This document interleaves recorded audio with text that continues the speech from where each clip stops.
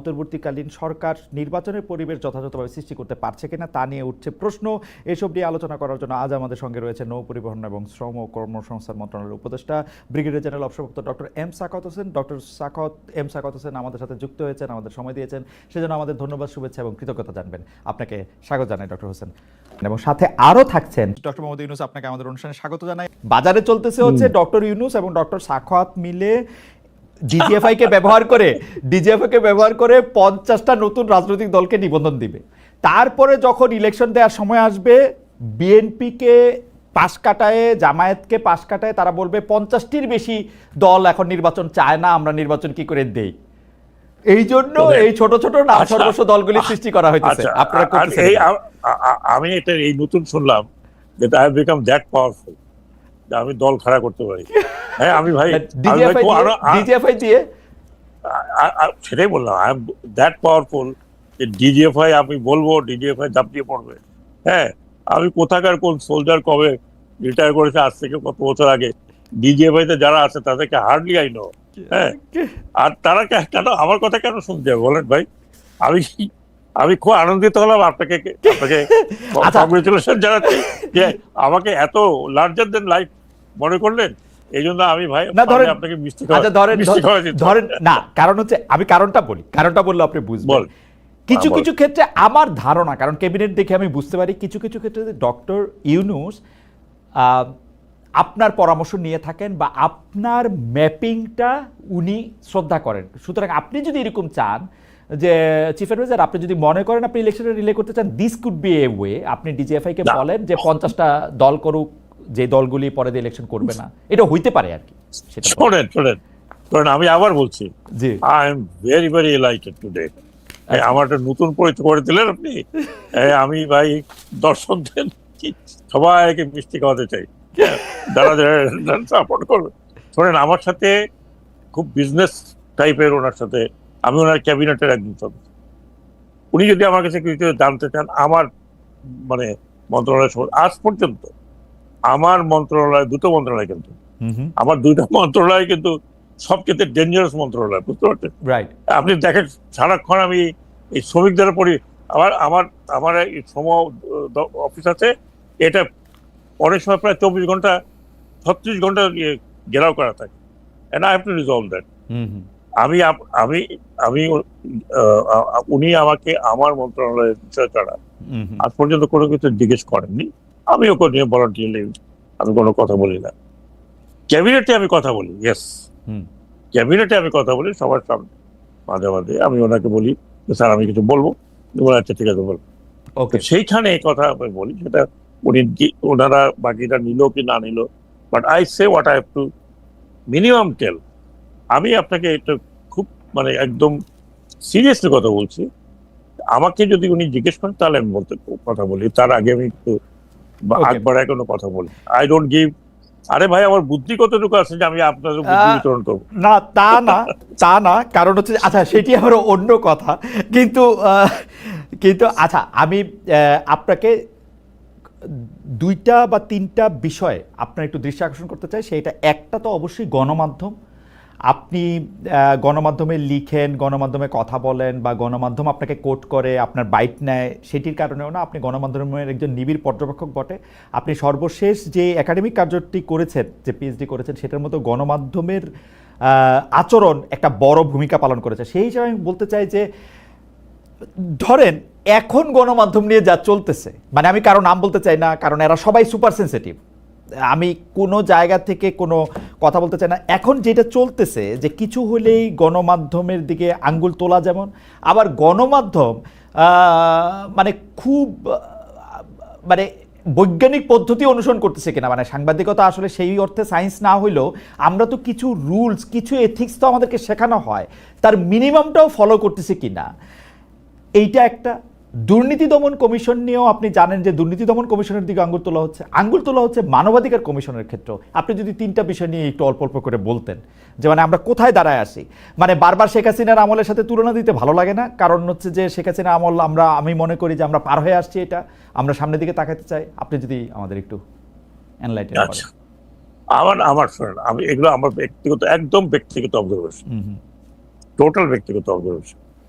গণমাধ্যমের যে অবস্থাতে ছিল আপনিও জানেন, আপনাকেও দেশ দেশ ত্যাগ করতে হয়েছে, অনেকে দেশ ত্যাগ করতে হয়েছে, অনেকে দেশ ত্যাগ করেছেন যারা গণমাধ্যমে কাজ করেছে। আমি নাম বলতে চাই না, কারণ নাম বললে আবার পক্ষপাত দুষ্ট হতে পারি। কিন্তু আমি সবার সাথে অনেকের সাথে কথা বলেছি, এই 15 বছরের মধ্যেও কথা বলেছি। হ্যাঁ, আপনি জিজ্ঞেস করে দেখতে পারেন কয়েকজনকে, যখনই তারা অ্যাপ্রোচ করেছে আমি মানা করিনি, আমি কথা বলেছি। সেগুলো নিয়েও আমার পিছনে অনেক পড়েছিল, কেন আপনি অমুকের সাথে ইন্টারভিউ দিলেন, কেন কথা বলেন। গণমাধ্যম এখন যে অবস্থা হয়েছে, একটা শ্বাসরুদ্ধকর পরিস্থিতি থেকে দে হ্যাভ কাম আউট, হয় না?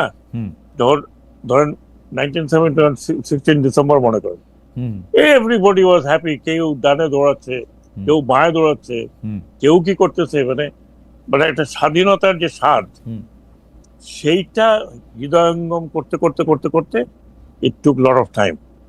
হ্যাঁ, আমি যদি সেটার সাথে তুলনা করি, গণমাধ্যম প্রত্যেকটি যারা প্রো ছিল, প্রো বাধ্য হয়ে হয়েছে, প্রো একেবারে বাধ্য হতে হয়েছে। এই যে ইলেকশন গুলো হলো, আপনি কি মনে করেন ফুটেজ নেয়নি?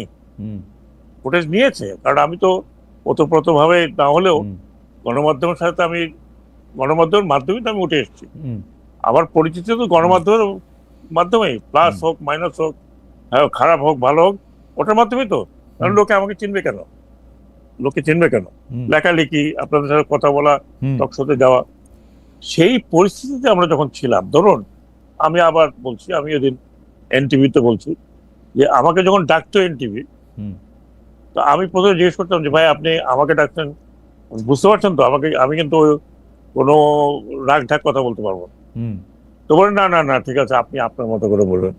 গেলে পরে শুধু এটুকু বলতো যে আমরা খুব বিপদে আছি। হ্যাঁ, সত্যি কথা বলছি, ওই জন্য আমি একটা প্রকাশ্যে বলতে পারতাম আমরা বিপদে আছি। তো আমি তো ওটা আচ্ছা ঠিক আছে, মানে let me not be very aggressive. হ্যাঁ, তো অথচ 71-এ আপনি দেখছেন আই বিন অ্যাগ্রেসিভ। হ্যাঁ, 5 জন 6 জন 7 জন সবাই আমার উপর ঝাঁপায় পড়তে একরকম।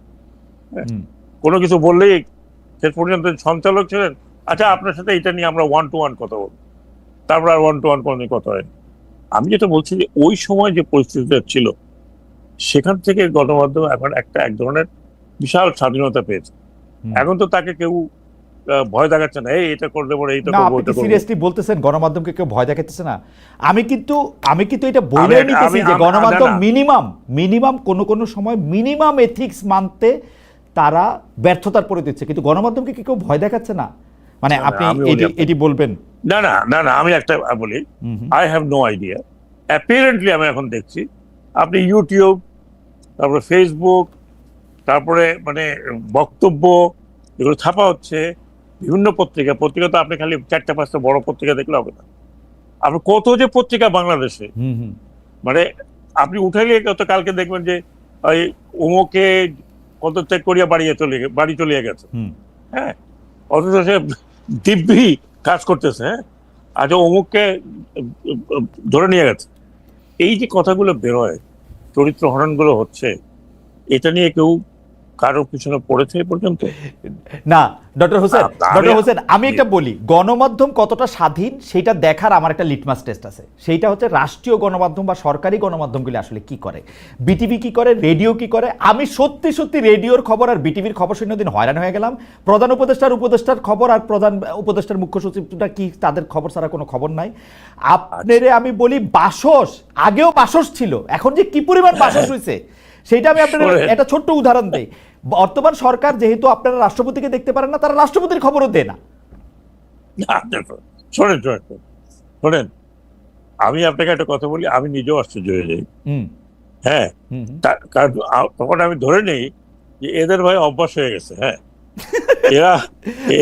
না আপনারা যত মুখে বলেন আমি বিশ্বাস করি না, আপনারা নিশ্চয়ই আড়ালে ভয় দেখান, নাইলে সাংবাদিকরা এমন করবে কেন?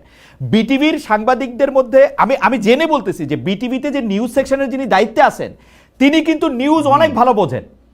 আমি কিন্তু তার যে নিউজের যে রানডাউন, সেই রানডাউন দেখে আমি বুঝি ভয় না দেখাইলে এই নিউজ দেখানো সম্ভব না। আমার মনে ভয় না, অসম্ভব ভয় না। উনি ভাবছেন না আমি সরকারি চাকরি করি, হ্যাঁ আমার সরকারি চাকরি বিধি আমার উপরে লাগু করে। বিটিভিকে আজকে আপনি প্রাইভেট করে দেন, কর্পোরেট করে দেন, বিবিসির মতো, হ্যাঁ হ্যাঁ ব্রিটিশ ব্রডকাস্টিং কর্পোরেশন, হ্যাঁ আর কোরিয়ান কর্পোরেশন।